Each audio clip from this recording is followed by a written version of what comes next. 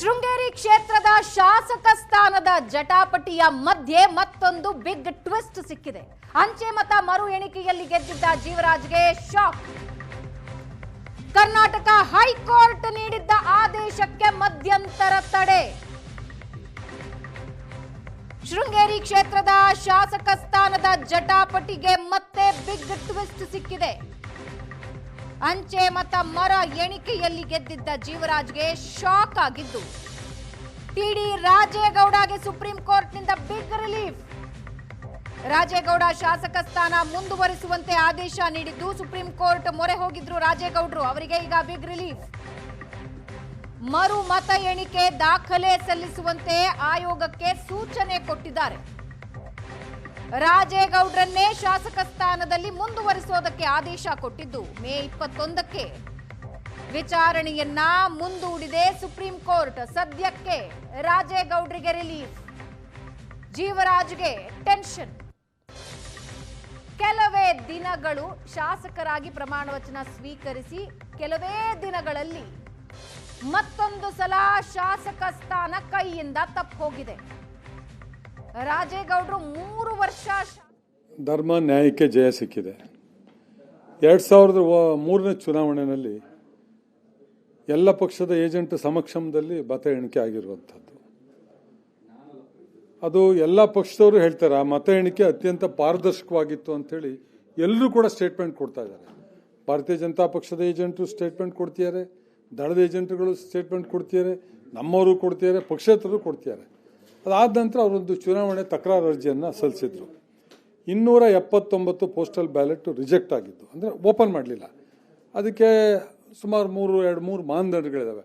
ಆ ಮಾನದಂಡ ಪಾಲನೆ ಆಗಿಲ್ಲ ಅಂತೇಳಿ ಓಪನ್ ಮಾಡಿರಲಿಲ್ಲ.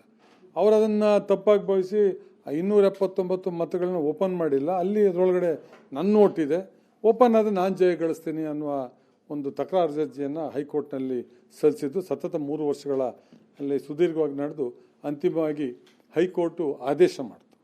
ಹೈಕೋರ್ಟ್ ಆದೇಶ ಮಾಡುವಂಥ ಸಂದರ್ಭದಲ್ಲಿ ನಾವು ಕೂಡ ಬೇರೆ ಬೇರೆ ಆರೋಪಗಳಿದ್ದು ಅವನ್ನೆಲ್ಲವನ್ನು ತೆಗೆದು ಆದೇಶ ಮಾಡಿದ ಮೇರೆಗೆ ನಾವು ಚುನಾವಣೆ ಮರು ಮತದ ಎಣಿಕೆಗೆ ನಾವು ಎಲ್ಲ ರೀತಿಯ ಸಹಕಾರವನ್ನು ಕೊಟ್ಟು ನಾವು ಫಸ್ಟ್ ಬೆಳಗ್ಗೆ ಏನು ಸ್ಟ್ರಾಂಗ್ ರೂಮ್ ಓಪನ್ ಮಾಡಬೇಕಾದ್ರೆ ಅಲ್ಲಿ ಬಾಕ್ಸ್ಗಳು ಒಂದು 7-8 ಟ್ಯಾಂಪರಿಂಗ್ ಆಗಿದೆ, ಅದೆಲ್ಲ ರೆಕಾರ್ಡ್ ಆಗಿದೆ.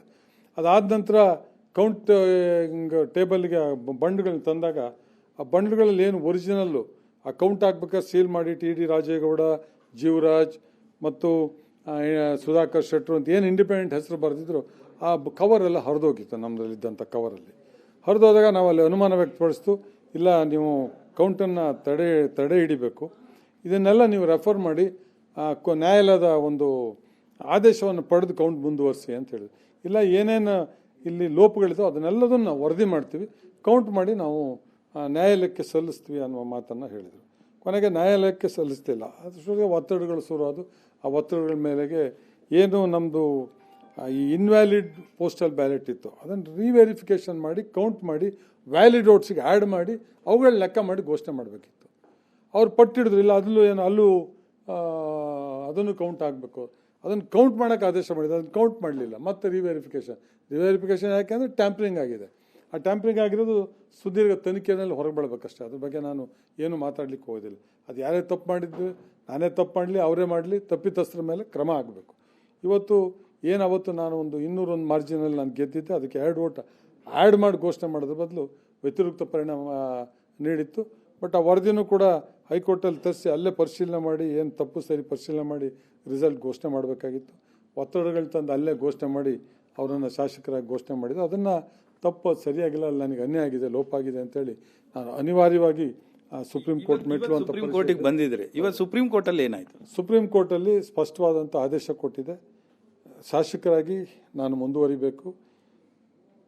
ಮುಂದೆ 17ನೇ ತಾರೀಕಿಗೆ ಮತ್ತೆ 21ನೇ ತಾರೀಕಿಗೆ ಮತ್ತೆ ದಿನಾಂಕ ನಿಗದಿ ಕೊಟ್ಟಿದೆ. ಅದಕ್ಕೆ ಪೂರಕವಾದಂಥ ಎಲ್ಲ ದಾಖಲೆಗಳನ್ನ ಒದಗಿಸ್ಬೇಕು. ಅದ್ರ ಮೇಲೆ ಸುಪ್ರೀಂ ಕೋರ್ಟ್ ವಿಮರ್ಶೆ ಮಾಡ್ತದೆ. ಅಲ್ಲ, ಇವತ್ತು ಕೂಡ ಪೀಠ ಒಂದು ಅಭಿಪ್ರಾಯ ಪಟ್ಟಿದೆ, ನಾವು ಪ್ರಜಾಪ್ರಭುತ್ವನ ಈ ರೀತಿ ಹೈಜಾಕ್ ಮಾಡ್ಲಿಕ್ಕೆ ಬಿಡೋದಿಲ್ಲ ಅನ್ನೋವಂಥದ್ದು ಕೂಡ ಹೇಳಿರುವಂಥದ್ದು. ಅದು ಬಹಳ ಖುಷಿ ಆಯಿತು. ಇವತ್ತಿನ ತೀರ್ಪಿದೆಯಲ್ಲ, ಇದು ಪ್ರಜಾಪ್ರಭುತ್ವವನ್ನು, ಸಂವಿಧಾನವನ್ನು ಎತ್ತಿ ಹಿಡಿಯುವಂಥ ಒಂದು ತೀರ್ಪು ಅಂತೇಳಿ ನಾನಂತೂ ಅಂದ್ಕೊಂಡಿದ್ದೇನೆ.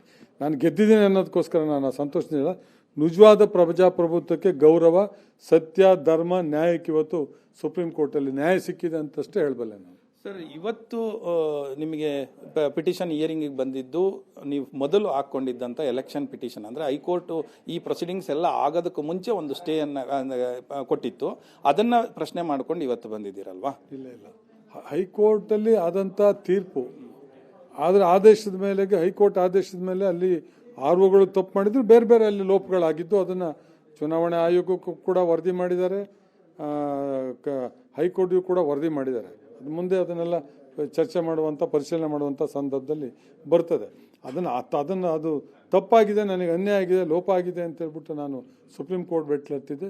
ಇವತ್ತು ಸುಪ್ರೀಂ ಕೋರ್ಟಲ್ಲಿ ನನಗೆ ಯಾವ ಅಂಶಗಳನ್ನು ಉಲ್ಲೇಖ ಮಾಡಿದ್ರಿ ಅಂತ ನಾವು ಏನು ನಮಗೆ ರಿಜೆಕ್ಟೆಡ್ ಪೋಸ್ಟಲ್ ಬ್ಯಾಲೆಟ್ ಇತ್ತು, ಹೈಕೋರ್ಟ್ ಆದೇಶದ ಪ್ರಕಾರ ಅದನ್ನು ರೀವೆರಿಫಿಕೇಶನ್ ಮಾಡಿ ಅದರಲ್ಲಿ ಯಾವುದಾದ್ರೂ ವೋಟ್ಗಳು ಸಿಂಧು ಇದ್ರೆ, ಏನು ನಾವು ಹಿಂದೆ ಗೆದ್ದಿದ್ವು ಅದಕ್ಕೆ ಆಡ್ ಮಾಡಿ ಅಥವಾ ಮೈನಸ್ ಪೋಸ್ಟಲ್ ಬ್ಯಾಲೆಟ್ ಅಲ್ಲಿ ಏನು ನಾವು ಸಿಂಧು ಮತಗಳಿಂದ ಗೆದ್ದಿದ್ದು.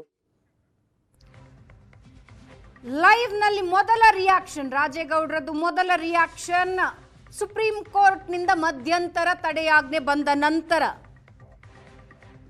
ದೆಹಲಿಯಿಂದ ನಮ್ಮ ಪ್ರತಿನಿಧಿ ಮಂಜು ಮಾತನಾಡಿಸ್ತಾ ಇದ್ದಾರೆ. ರಾಜೇಗೌಡರು ಮಾತಾಡಿದ್ರು, ಏನು ಟ್ಯಾಂಪರಿಂಗ್ ಆಗಿತ್ತು ಅದರ ಬಗ್ಗೆ ನಮಗೆ ಆಲ್ರೆಡಿ ಗೊತ್ತಿತ್ತು, ಆದರೆ ಅದೇನಾಗಿದೆ ಅನ್ನೋದನ್ನ ನಾವು ನೋಡ್ತೀವಿ ಅಂತ ಹೇಳಿದ್ರು.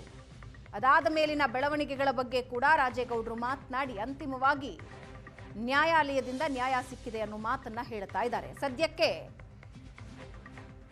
ಹೈಕೋರ್ಟ್ನ ತೀರ್ಪನ್ನ ತಡೆ ಹಿಡಿದು ರಾಜೇಗೌಡರೇ ಶಾಸಕರಾಗಿ ಮುಂದುವರಿಯಲಿ ಅಂತ ಸುಪ್ರೀಂ ಕೋರ್ಟ್ ಆದೇಶ ಮಾಡಿ ವಿಚಾರಣೆಯನ್ನ ಮೇ 21ನೇ ತಾರೀಕಿಗೆ ಮುಂದೂಡಿದೆ. ಇದು ಮಧ್ಯಂತರ ತಡೆ.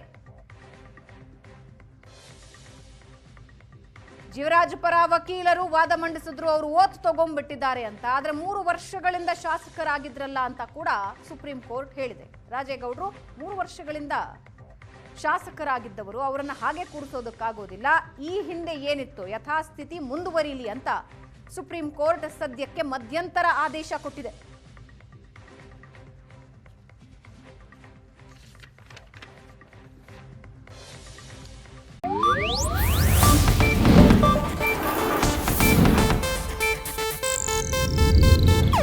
ಇದು ಏಷ್ಯಾನೆಟ್ ನ್ಯೂಸ್ ನೆಟ್ವರ್ಕ್ ಪ್ರಸ್ತುತಿ.